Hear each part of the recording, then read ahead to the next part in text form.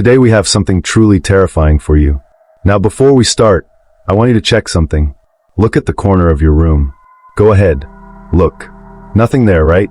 Are you sure? Because today's story is about a mother who thought the exact same thing. She set up a baby monitor to watch over her little daughter at night. Simple. Normal. Something any parent would do. But what she saw on that monitor at exactly 3:33 in the morning changed everything. Because something was already in that house. Already in that room. Already watching. Not the child. The mother. Today's story is called The Smile at 3:33. And I promise you, after this, you will never look at a dark corner the same way again. Let's begin. Sarah Connell was not a superstitious woman. She was a nurse. 12 years in emergency medicine had made her practical and grounded. She believed in what she could see and what she could explain. She did not believe in ghosts. She believed in her daughter.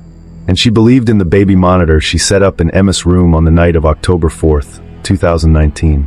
Emma was 3 years old. Dark, absorbing eyes. A habit of sitting completely still and just watching.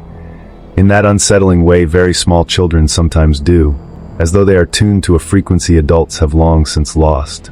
She had recently started talking in her sleep. So Sarah set up the monitor. Video and audio night vision. She placed the receiver on her nightstand and went to sleep. The first night was fine. The second night, Emma giggled. Sarah looked at the monitor.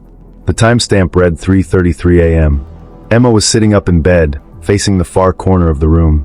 Her small shoulders were shaking with quiet laughter. Head tilted slightly upward. The way you tilt your head when someone taller than you is speaking. Emma? Sarah whispered into the monitor. Emma went completely still. Then she spoke, and her voice was wrong. Lower. Slower. Like something speaking through her from a great distance. Mommy. The man in the corner says don't come in. Sarah ran to the room. The corner was empty. Emma was lying down, fast asleep, blankets pulled to her chin. Peaceful as a painting, as though she had not moved in hours. Sarah checked every corner, every shadow, every inch of the room. Nothing. She went back to bed and told herself it was a dream. The third night, she didn't set up the monitor. At 3:32 a.m., it turned on by itself. She hadn't touched it. It sat glowing on her nightstand, screen alive, casting pale green light across the ceiling. She picked it up with trembling hands. Emma's room. Dark and still. Emma was a small shape beneath her blankets. The corner was dark. Sarah exhaled. Then the timestamp changed to 3:33. The shadows in the corner moved. Not like shadows caused by passing cars or shifting curtains. They moved the way something alive moves, with intention, with weight, expanding and contracting in a slow rhythmic pulse. Like breathing. Emma sat up, turned to face the corner with immediate, precise certainty. No grogginess, no confusion. Just orientation, like responding to her name. Her lips began to move. No sound, just silent, deliberate movement. Speaking to something close. Something right there in front of her. Then she paused, tilted her head, listening, and whispered. She's watching, isn't she? Silence. Then from the corner, not from Emma, a voice. Deep, patient, ancient. She always was. Sarah screamed and ran to the room. Emma was asleep. The corner was empty. But when Sarah looked back at the monitor, it was no longer showing Emma's room. It was showing Sarah's own bedroom. Her empty bed. Her nightstand.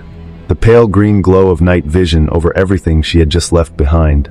And standing beside her bed, perfectly still, facing the camera. Something that was almost shaped like a person. Sarah spun around. Her bedroom behind her was empty. She looked back at the monitor. The figure was gone. In its place, on her bedside table, written in a thick layer of dust that had no business being there, dust she had never noticed, dust that seemed to have gathered overnight with terrible purpose.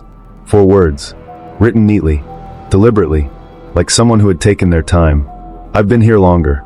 Sarah stood frozen in her daughter's doorway, monitor in hand, the green light of it illuminating her face. From behind her, in the room she had just run from, the room she was certain was empty. She heard it, a voice, low and patient and deeply, horribly calm. She's still watching, Sarah. A pause. She never left.